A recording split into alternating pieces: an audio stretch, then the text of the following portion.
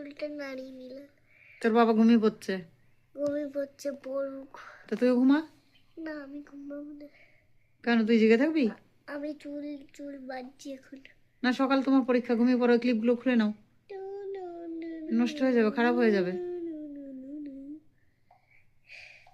কি করছো?